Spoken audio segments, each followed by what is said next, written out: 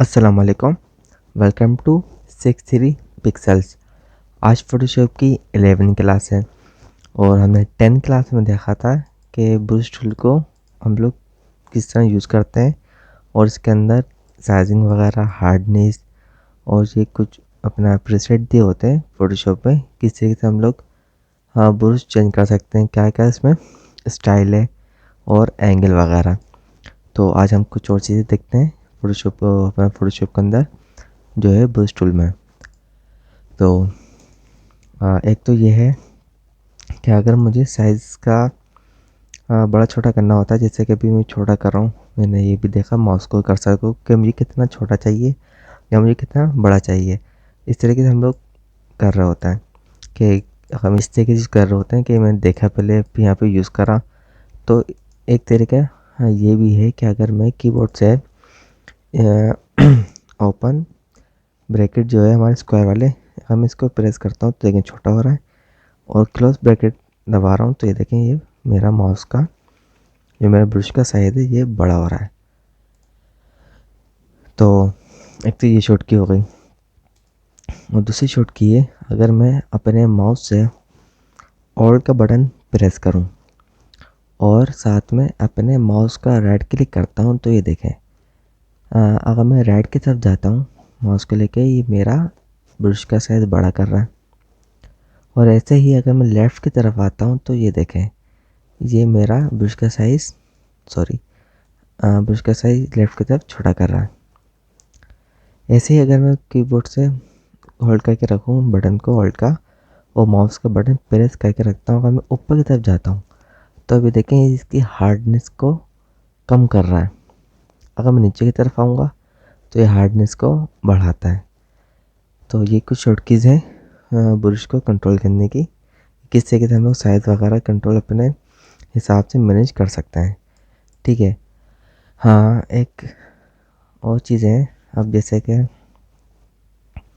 एक तो ये है कि अगर मुझे स्ट्रेट लाइन लेनी हो इस तरीके से शिफ्ट प्रेस करूँगा, फिर मैं अपनी लाइन ड्रॉ करूँगा।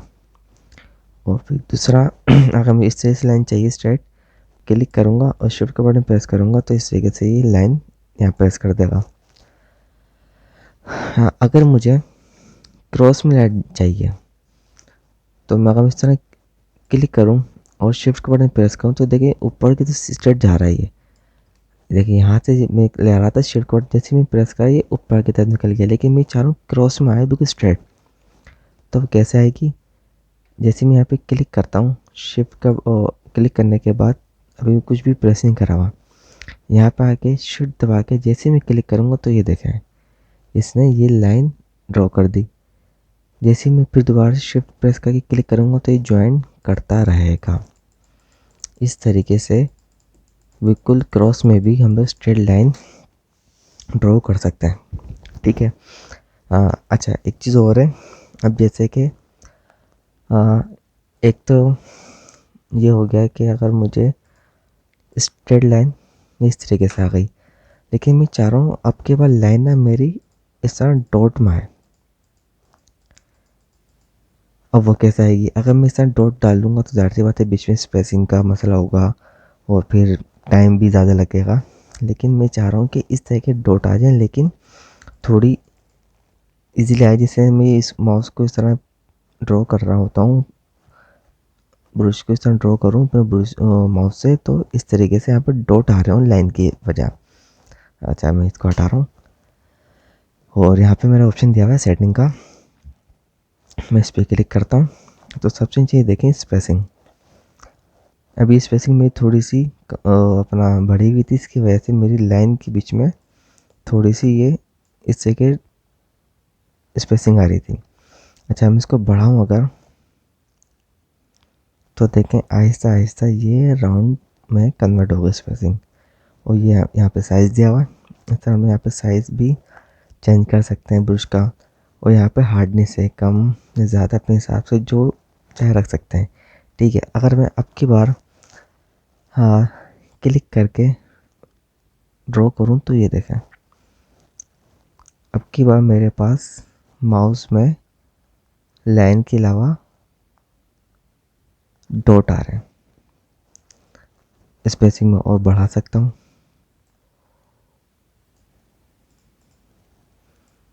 ये देखें, यहाँ से साइज़ भी कंट्रोल कर सकते हैं हम लोग।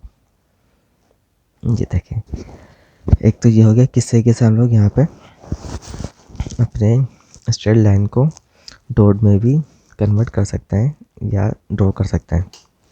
अच्छा, अब ऊपर है कुछ यहाँ पे ऑप्शन दिए हुए हैं। इसको ब्लेंड ऑप्शन भी कहा जाता है और मोड भी कहा जाता है। अच्छा, मैं इस पर क्लिक करूँ, अगर मैं यहाँ पे एक शेप बनाता हूँ और उस पर कोई भी कलर कर रहा हूँ, ठीक है, ब्रश टूल लिया मैंने और थोड़ा सा इसका साइज़ को बढ़ा के हार्डनेस फुल है। अब अगर मैं इस पर क्लिक करता हूँ और ब्रश का इस तरह ड्रॉ करता हूँ तो ये देखें मेरे किस तरीके से थोड़ा से पिक्सलेट टाइप का ड्रॉ कर रहा है। अच्छा, मैं इसकी पहले स्पेसिंग बिल्कुल ही कम कर रहा हूँ। अब ये देखें किस तरीके से ये आ रहा है साइड से। और अगर मैं इसकी हार्डनेस को कम कर दूँ तो अब देखिएगा किस तरह ये पिक्सलेट टाइप का ब्रश बन गया है। एक मतलब लाइट सा डॉट डॉट आते आते आते आते बिल्कुल एक सॉलिड कलर में की तरफ फैले हुए हैं।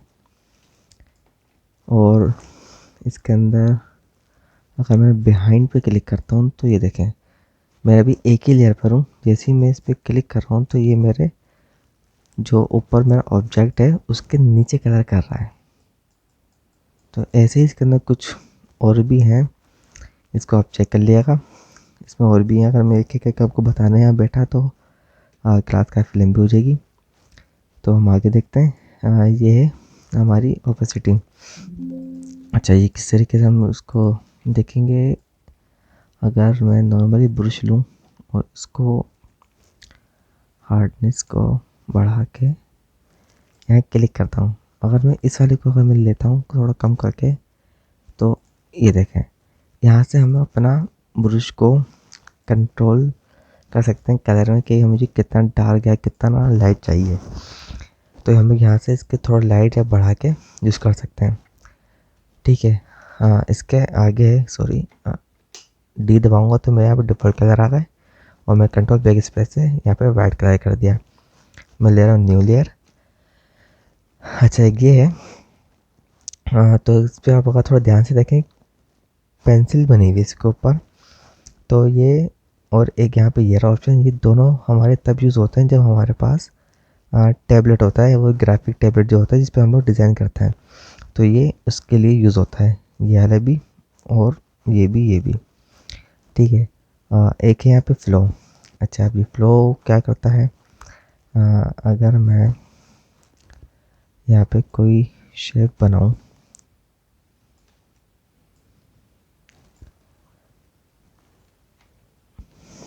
और उसका फ़्लो थोड़ा कम कर देता हूँ और इसकी हार्डनेस को येलो सेलेक्ट कर रहा हूँ। अच्छा, अगर मैं इस पर क्लिक करता हूँ हार्डनेस मेरी लोअर भी रहे और साइज़ का थोड़ा छोटा।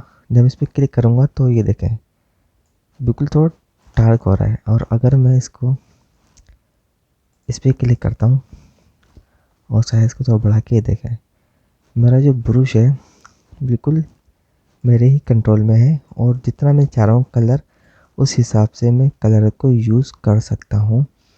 अगर मैं इस सब डार्क चाह रहा हूँ, 2-3 दफ़ा यहाँ पर घुमा दिया, ब्रश को फेर दिया, ये सब थोड़ा लाइट चाह रहा हूँ तो ये देखें इस तरीके से हम अपने ब्रश को इजीली कलर्स पे कंट्रोल रहता है हमारा कि कितना मुझे किस तरफ डार्क चाहिए या किस तरफ मुझे कितना लाइट चाहिए।